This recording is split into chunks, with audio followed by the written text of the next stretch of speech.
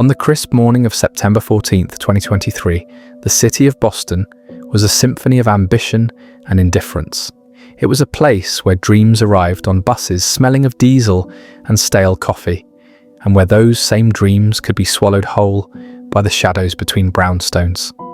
For Imani Washington, it smelled only of possibility. She stepped off the bus at South Station, a single oversized suitcase in one hand and a backpack slung over her shoulder, feeling the electric hum of the metropolis vibrate up through the soles of her worn sneakers. At 18 years old, she was a cartographer of her own future, and this city was the vast, uncharted territory she had chosen to map. The air, cooler than she was used to, carried the scent of roasted nuts and the distant, briny tang of the harbour. This day was the culmination of a lifetime of work. It was the reward for every late night spent studying, every weekend sacrificed for extra credit, every quiet prayer her mother had whispered over her head. A full scholarship to study biomedical engineering at one of the country's most prestigious universities was more than an achievement. It was an escape route, a one-way ticket from her small Georgia town to a world she'd only ever seen in brochures. What she didn't know, as she stood there blinking in the aggressive morning light, was that a different kind of map had already been drawn for her. Her path, which she saw as a straight, ascending line toward success, was about to intersect with another, far more sinister trajectory. An encounter had been arranged, a trap had been meticulously set, and her own hope was the bait. Imani's primary vulnerability was not her youth, nor was it the fact that she was alone in a city of millions. It was her desperate, urgent need for a home. Her scholarship, a miracle of academic merit, covered her tuition and books, but the city's notoriously punishing housing market was a dragon she had to slay on her own. She had 3 days before orientation began to find a place to live, a sanctuary where she could unpack her life and begin her ascent. This urgency had driven her online into the chaotic digital bazaars where apartments were listed and leased. She had spent weeks scrolling through endless posts, her heart sinking with each exorbitant price tag and each demand for a co-signer with a six-figure income. Her search had been a frantic exercise in diminishing hope, until one listing had appeared like a mirage in a desert of unaffordability. It was a one-bedroom apartment in Brookline, a safe and leafy neighbourhood just a short train ride from campus.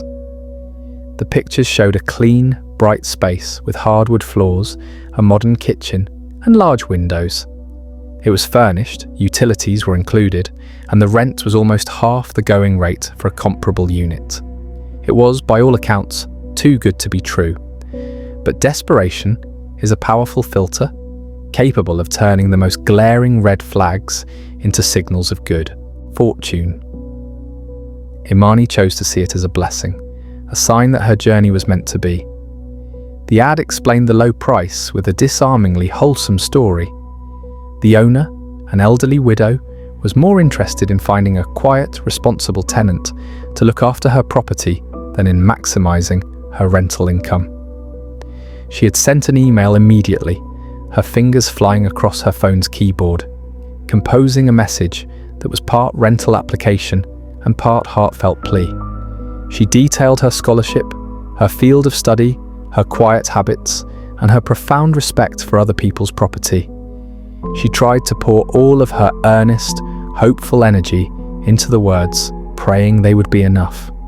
The response came less than an hour later. It was from a man named Arthur Finch. His email was professional, warm, and reassuring. He introduced himself as the property manager, explaining that he handled all the tenant-facing affairs for the owner, Mrs. Gable. He told Imani that her email had stood out from the dozens of others he had received. He said she sounded like exactly the kind of person Mrs. Gable was hoping for. This was the first thread in the web. The feeling of being chosen, of being special, was a potent intoxicant for a young woman who had spent her life striving to be noticed for her merits. Arthur Finch had seen them, and he had validated them. Over the next few days, their correspondence deepened. They moved from email to a phone call, and Arthur's voice was exactly as she had imagined, calm, fatherly, and imbued with a gentle authority that made her feel safe. He seemed to understand her anxieties completely. He spoke of his own struggles when he was a student, the kindness of a landlord who had given him a break, and his desire to pay that kindness forward. This fabricated history was a masterstroke of psychological manipulation. It created an immediate, powerful bond of shared experience, bridging the gap between a seasoned predator and his unsuspecting target. He was not just a property manager, he was a mentor, a kindred spirit. He was the first friendly face in a city of strangers. He offered her advice on navigating the subway system, recommended a cheap but good grocery store in the area, and even told her which coffee shop near campus had the best Wi-Fi for studying. Each piece of advice was another thread, wrapping around her, strengthening her trust, and making him seem indispensable. He was building a foundation of gratitude, a debt she would feel compelled to repay with compliance. Imani, meanwhile, shared her dreams with him. She told him about her goal of designing affordable prosthetics, about her younger brother who looked up to her, about her mother who worked 2 jobs to keep their family afloat. She gave him the architecture of her life, and he filed every detail away, learning the precise pressure points of her hopes and fears. He knew her financial situation was precarious. He knew she was eager to prove her independence to her family, and he knew that her optimism was a shield that could easily be turned into a blindfold. Her best friend from home, a sharp and cynical girl named Maya, had been skeptical. During a video call the night before Imani left, Maya had voiced her concerns. She had told Imani that the deal sounded like a scam, that nobody gives away a prime Boston apartment for that price out of the goodness of their heart. Imani had defended Arthur vigorously. She explained that he had been so kind, so helpful. She told Maya she was just being paranoid, that she didn't understand how things could be different in a big city. The conversation had ended with a slight chill, and Imani had felt a pang of annoyance. Maya, she thought, just didn't want to see her succeed. Arthur had anticipated this. Predators understand the protective instincts of a victim's social circle. He had subtly engineered a wedge between Imani and her primary source of support. He had told her during one of their calls that it was wise to be discreet about her good fortune. He explained that people could be jealous and that it was better to have the lease signed and the keys in her hand before she announced the details to everyone. He framed it as practical advice for a young woman navigating a competitive world.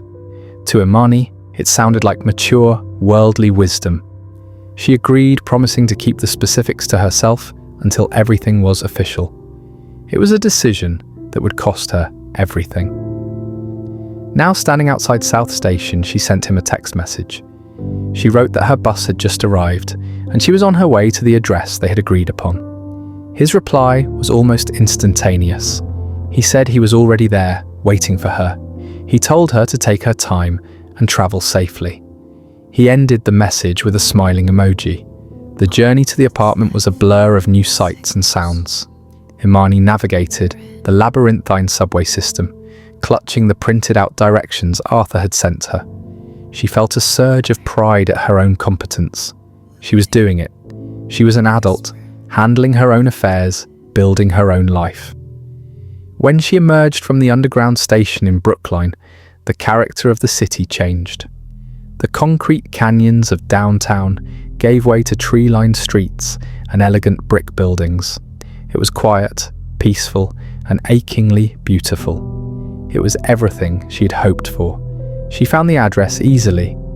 It was a handsome, pre-war building with a tidy green awning and polished brass fittings on the front door.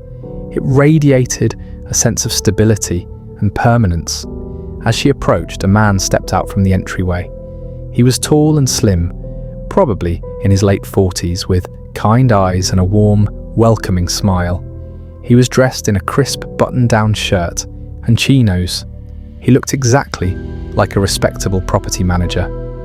"Imani?" he asked, his voice matching the one from the phone perfectly. Arthur Finch, it's so good to finally meet you in person. He extended a hand, and she shook it, her own hand disappearing in his firm, dry grip. Her final defense, the tiny primal instinct that whispers warnings in the presence of danger, was silenced. This man was safe. This place was real. Her dream was coming true. Arthur was even more charming in person. He led her into the building's lobby, which was cool and smelled faintly of lemon polish and old wood. He made small talk as they waited for the elevator, asking about her bus ride and her first impressions of the city. He listened to her answers with an attentive tilt of his head, making her feel as though her words were the most important thing in the world. He spoke of the building's other residents in glowing terms. He mentioned a retired professor on the second floor and a young doctor on the third. He was painting a picture of a community, a safe and nurturing environment where a young student like her would be welcomed and protected. It was a lie, of course. He had no idea who lived in the building. He had chosen it at random, studying its layout and finding a unit that he knew was temporarily vacant between tenants.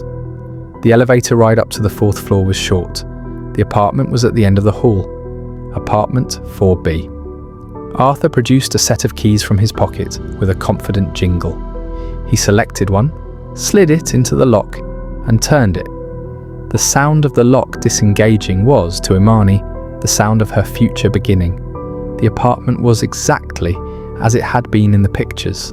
Sunlight streamed through the large living room windows, illuminating dust motes dancing in the air. The hardwood floors gleamed. The furniture was simple, but tasteful. It was perfect. "Go on, have a look around," Arthur said, his smile unwavering. "Make sure it feels like home."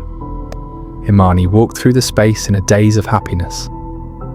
She ran her hand along the back of the sofa, peered into the clean, empty refrigerator, and imagined herself cooking meals in the small but efficient kitchen.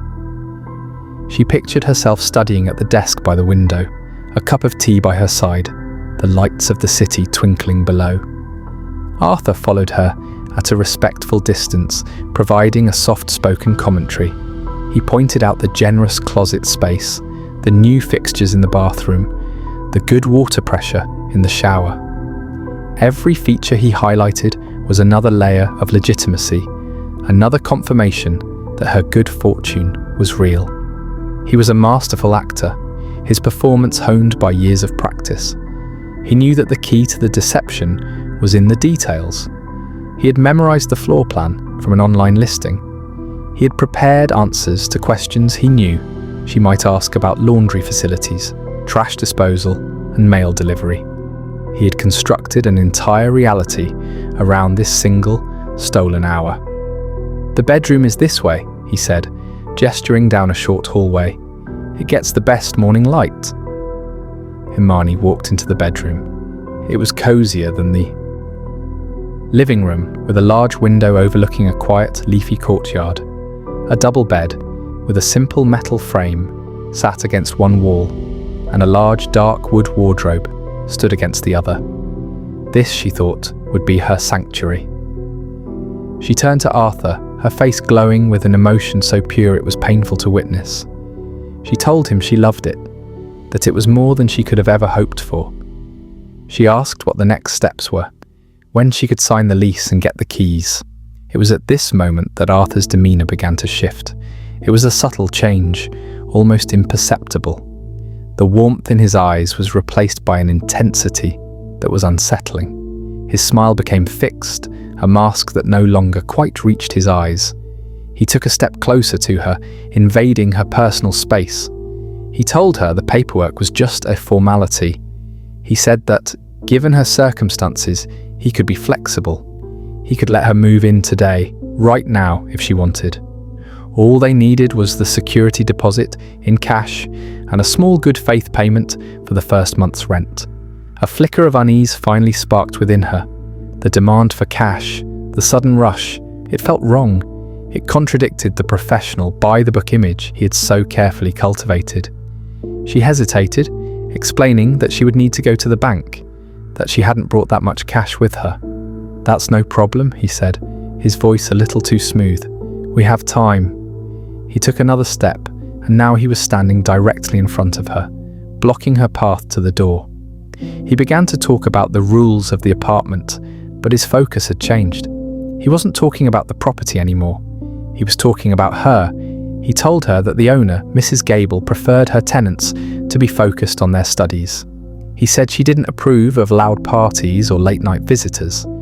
Then he added, his gaze dropping for a fraction of a second, that she especially didn't like a parade of boyfriends.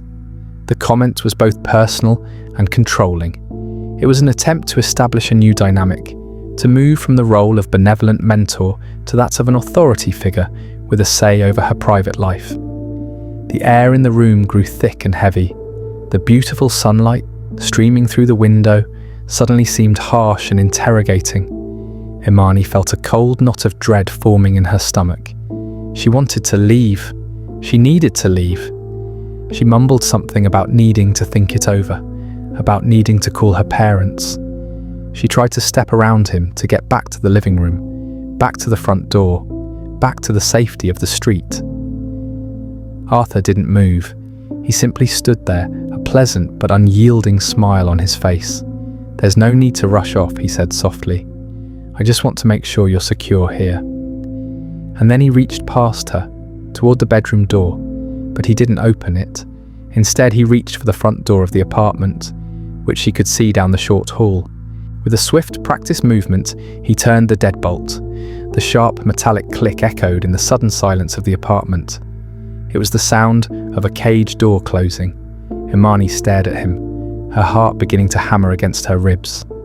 The illusion shattered completely, like a pane of glass struck by a stone. The kind eyes, the warm smile, the fatherly demeanor, it was all a costume. She was not in a potential new home. She was in a trap. "Why did you do that?" she asked, her voice a reedy whisper. Arthur's smile finally vanished. The face that remained was cold, flat, and utterly devoid of the humanity he had so convincingly feigned. He told her it was just standard procedure for security during a viewing. It was a lie, and they both knew it. The lie was not meant to reassure her. It was meant to show her how completely he was in control. Panic, cold and sharp, seized her. Her mind raced, trying to make sense of the situation. Was this a robbery? He had mentioned cash. She thought of the few $100 she had in her wallet, the new laptop in her backpack. She would give him anything. She just wanted to get out. She tried to reason with him, to appeal to the kind man she had believed him to be. She reminded him of their conversations, of the dreams she had shared. She was begging him to put the mask back on, to restore the reality that had felt so safe just minutes before. He watched her, his expression unreadable. He seemed to be enjoying her fear, savouring the moment of her horrifying realization. This was the true purpose of the elaborate deception. It wasn't just about luring her here. It was about the slow, deliberate dismantling of her world, the transformation of her hope into terror. And then, a sound. It came from the hallway, from outside the apartment. It was a faint, metallic jingle, the sound of a keychain, then the distinct, grating sound of a key sliding into the lock of the front door. Imani's first thought was a surge of desperate hope. Someone was coming. The owner, Mrs. Gable perhaps, or another tenant. Someone was coming to save her. But the effect of the sound on Arthur was instantaneous and terrifying. The cold composure he had displayed dissolved in a flash, replaced by raw animal panic. His eyes darted around the room, wild and cornered. The hunter had suddenly become the hunted. He knew exactly what that sound meant. It meant his time had run out. It meant the real agent, the legitimate manager of this property, was at the door for their own scheduled viewing. His carefully constructed fiction was about to collide with reality. He turned on Imani, his face a mask of fury and fear. He had made a mistake. He had miscalculated the timing, and she was the evidence, the living proof of his crime that he now had to conceal. The person at the door was now turning the key. But the deadbolt The same one Arthur had thrown just moments before to trap Imani in was now trapping them both. The lock turned, but the door wouldn't open. A frustrated sigh could be heard from the hallway, followed by a knock. "Hello," a woman's voice called out. "Is anyone in there? This is Susan from Beacon Realty." The name meant nothing to Imani, but to Arthur, it was a death knell. He grabbed Imani by the arm, his fingers digging into her flesh like talons. His other hand clamped over her mouth, stifling the scream that was rising in her throat. His strength was brutal and absolute. "Don't you dare make a sound," he hissed, his voice a guttural whisper, his breath hot and foul against her ear. "Not one sound." He began to drag her, pulling her away from the front of the apartment, away from the voice that represented her only chance of salvation. She struggled, kicking and twisting in his grasp, but it was useless. He was a man propelled by the adrenaline of imminent discovery, and his power was overwhelming. He pulled her back into the bedroom, the room that had, only minutes ago, symbolized her brightest future. His panicked eyes scanned the space, searching for a place to hide. They landed on the large dark wood wardrobe against the far wall. It was a decision born of pure desperation. He yanked open the wardrobe door. The inside was dark and smelled of cedar and dust. Without a moment's hesitation, he shoved her inside, forcing her into the cramped black space. She stumbled, falling against the back wall of the cabinet. Before she could even try to push her way out, he was forcing the door closed. The last thing she saw was his pale, terrified face, his eyes wide with a murderous resolve. Then darkness, complete and total. The wardrobe door clicked shut and she was plunged into a suffocating blackness. For a moment, she was too stunned to even breathe. She could hear the woman, Susan, knocking on the apartment door again, her voice louder this time, more insistent. "Hello, I have a viewing scheduled for 3 o'clock. The deadbolt seems to be engaged." Imani's mind screamed, "I'm in here, help me!" But Arthur's hand was still clamped over her mouth, his body pressed against the wardrobe door from the outside, using his weight to keep it shut. She could feel the vibrations through the wood as he held his breath. She was trapped. Trapped in a dark, narrow box, with the man who had destroyed her world holding the door shut, while her rescuer stood just feet away, on the other side of a locked door. It was a nightmare of agonizing proximity. She could hear Susan muttering to herself in the hallway, then the sound of her footsteps retreating. Hope plummeted in Imani's chest. Was she leaving? Was she giving up? Then she heard a new sound, the jingle of keys again, followed by more fumbling at the lock. Susan was trying other keys, a master key perhaps. Arthur's grip on her mouth tightened, his knuckles pressing cruelly into her cheek. He knew, as she did, that the real agent would eventually get the door open. His hiding spot was temporary. His problem, the breathing, terrified girl in the wardrobe, was not. What happened next occurred in a muffled, terrifying blur of sound and sensation. Imani heard the deadbolt finally retract with a loud clunk. The apartment door creaked open. Susan's voice filled the living room, clear and professional. "Hello, Beacon Realty. Is anyone here?" Imani bit down hard on the fleshy part of Arthur's thumb.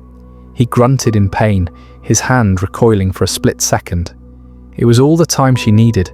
She drew in a ragged breath to scream, to yell, to make any sound that would save her life.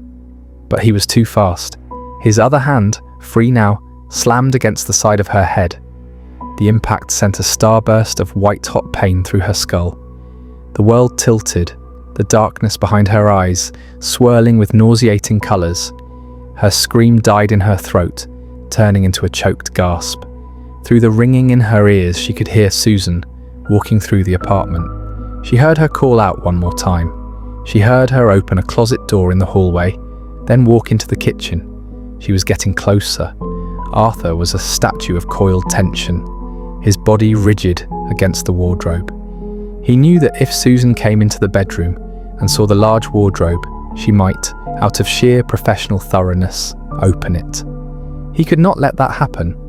The man who called himself Arthur Finch understood that his freedom depended on one thing: permanent, absolute silence. And in that dark, cramped space, he made a decision. He began to move, his actions swift and brutally efficient, his intentions utterly monstrous. He had to eliminate the only witness. The sounds from outside the wardrobe faded into a meaningless background hum. Imani's universe shrank to the suffocating confines of the cabinet, to the smell of old wood, to the searing pain in her head, and to the terrifying, methodical movements of the man who was now ensuring she would never be seen again. Outside, Susan completed her walkthrough. She noted the engaged deadbolt as a strange anomaly she would have to report to the building superintendent. She glanced into the bedroom, saw the neatly made bed and the closed wardrobe, and saw nothing out of place. She felt a faint, lingering sense of unease, a feeling that the apartment was not as empty as it seemed, but she dismissed it as imagination. She closed the front door, making sure it locked behind her, and her footsteps faded down the hallway.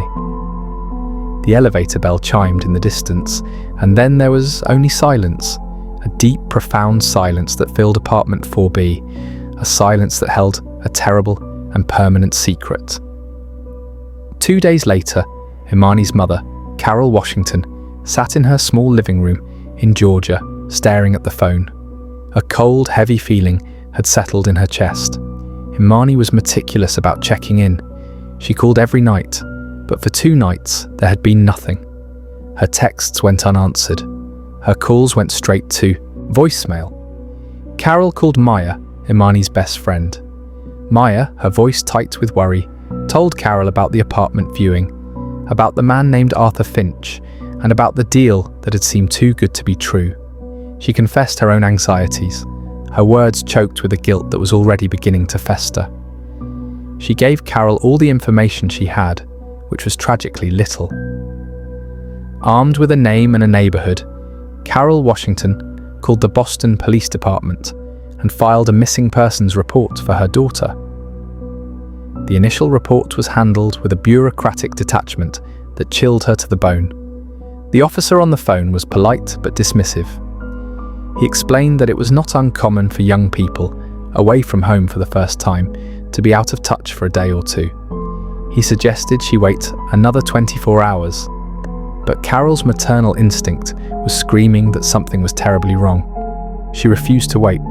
She called back, again and again, her voice escalating from worried to frantic to demanding. Her persistence finally landed the report on the desk of Detective Miles Harding. Harding was a 20-year veteran of the force, a quiet, deliberate man with weary eyes that had seen the worst of what people could do to one another.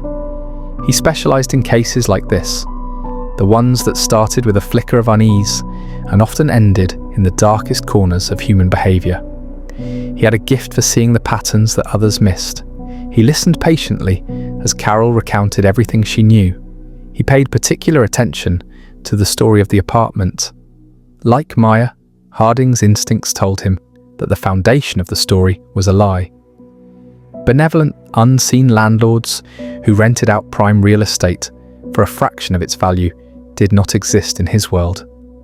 His first move was to try and identify Arthur Finch and the property, but there was no property manager by that name registered in Boston.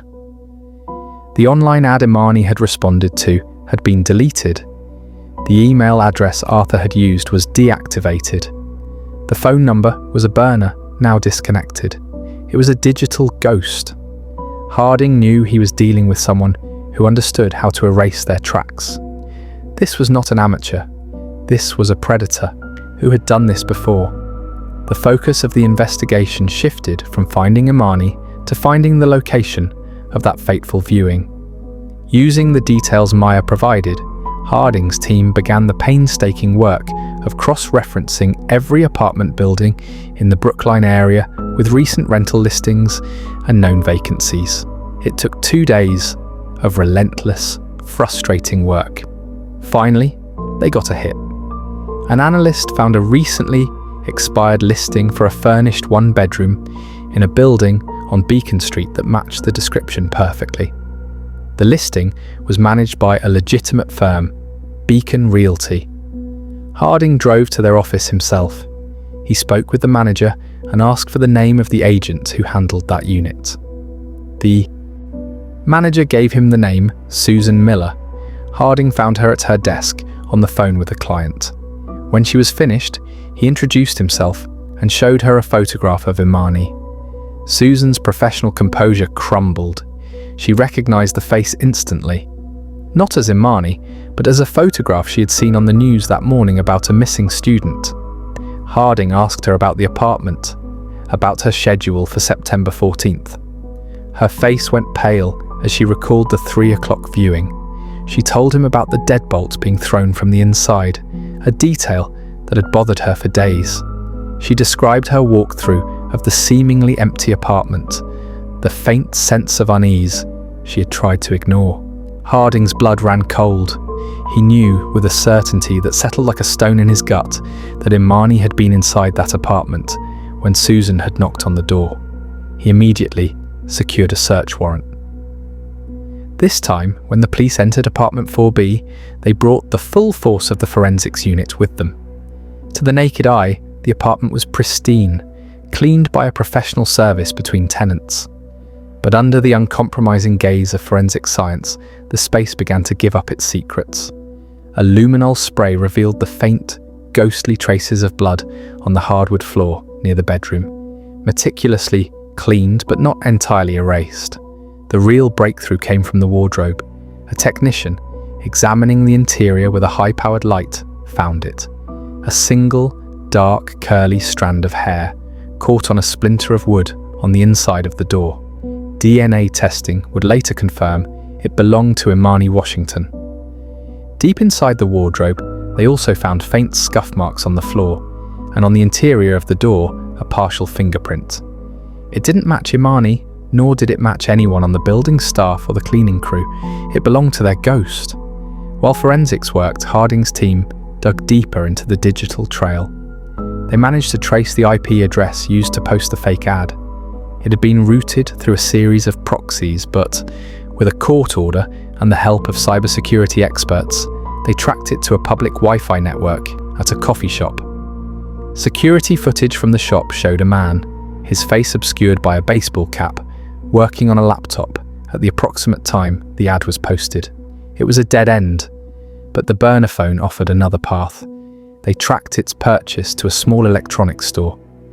The store's security camera was old and grainy, but it had captured a clear enough image of the man who had paid for the phone in cash. The man in the footage matched the general description Susan had provided of the man she had seen leaving the building just before her appointment. They ran the image through state and federal databases. For days, there were no matches. Harding began to fear their suspect was a true ghost, a man with no record. Then a hit came back from a database in another state, a file from a decade-old investigation. It was an arrest photo for a man named Marcus Thorne. The file was a revelation. Marcus Thorne had a sealed juvenile record and a string of adult arrests for fraud, stalking, and unlawful imprisonment. He was a chameleon, a man who used a dozen different aliases and personas. He specialized in elaborate confidence schemes that preyed on vulnerable women. In each case, the pattern was chillingly similar. He would identify a target, study their specific vulnerability, loneliness, financial distress, a desire for a fresh start, and then craft a persona perfectly designed to exploit it. He would build their trust, isolate them from their support systems, and lure them to a location he controlled. He had been arrested twice before on similar charges, but both times the cases had fallen apart. The victims were either too traumatized to testify, or he had been so careful that there was not enough physical evidence to secure a conviction. He had walked free, learning from his mistakes, refining his methods, becoming more careful, more patient, more deadly. A forensic psychologist brought in to consult on the case gave Harding a name for what Marcus Thorne was. He was a systematic predator, a trapper. His gratification came not just from the ultimate act of violence, but from the entire process of the hunt. The meticulous planning, the psychological manipulation, the slow transformation of a victim's hope into abject terror. The apartment in Brookline had not been just a location, it had been his stage. A nationwide manhunt was launched for Marcus Thorne. His face was on every news channel, his name at the top of every most wanted list. For 3 agonizing weeks, there was no sign of him. Harding feared he had fled the country, or worse, had simply vanished back into the anonymous shadows from which he had emerged. Then a tip came in from a police department in Portland, Oregon. A young woman, a recent divorcee, had contacted them about a man she had met online. He presented himself as a grief counselor, a kind and empathetic man who was helping her navigate her new life. He had offered her a room to rent in a house he managed for a charitable foundation, but she had grown uneasy. He was too smooth, too perfect, and one day, while he was out, she had seen a news report about the missing Boston student. The face in the police sketch of the suspect, Arthur Finch, was a dead ringer for her new, helpful friend. She had locked herself in her room and called 911. When the police descended on the Portland house, Marcus Thorne was there.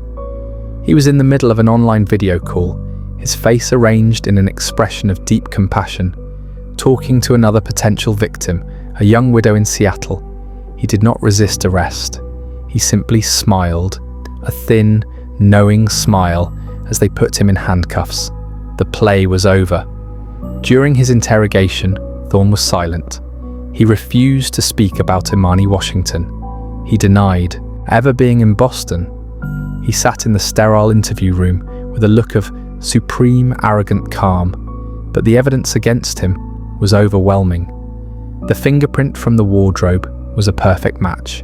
Fibers from his car matched fibers found in the apartment. His digital footprint, once uncovered, placed him in Boston on the day Imani vanished. He was extradited to Massachusetts and put on trial. The prosecution laid out the entire horrifying story, from the fake ad to the final chilling silence in apartment 4B. They portrayed him as a new and terrifying kind of monster, one who used empathy as a weapon and kindness as a cage. Marcus Thorne was found guilty of kidnapping and first-degree murder. The judge, calling his actions a monument to soulless depravity, sentenced him to 2 consecutive life sentences in prison, with no possibility of parole. But he never revealed what he did with Imani's body.